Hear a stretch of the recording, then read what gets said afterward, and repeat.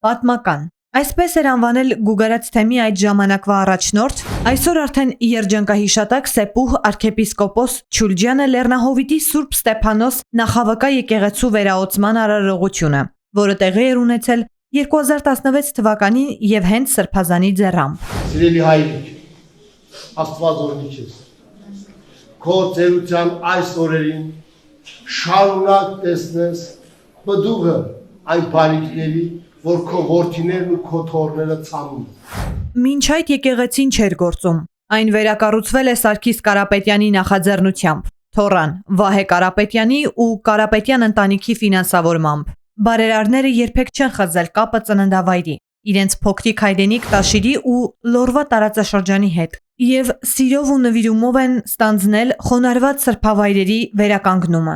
Աստվածահաճո բազում գործերի տակ իրենք ունեն իրենց ստորագրությունը։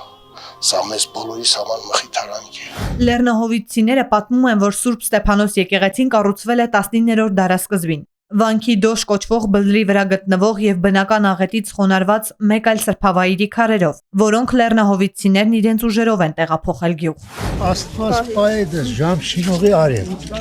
Երկար կյանք եղավ։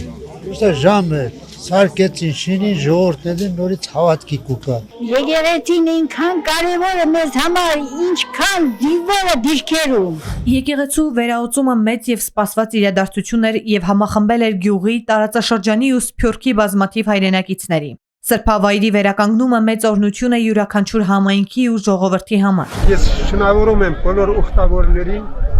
թող իկադարացվի բոլորի ցանկությունները։ Մեր ժողովրդին ցանկանում եմ, որ բոլորը միակամ լինեն, փոխադարձ հարգանք վայելեն իրար նկատմամբ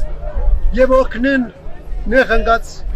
հասարակության անդամին։ Ես իմ երախտագիտությունն եմ հայտնում Կարապետյան ընտանիքին, հանձին իրենց հայրիկի, տղաները մշտապես հավատարիմ են մնացել հոգեվոր ազգային ու եկեղեցական կյանքին։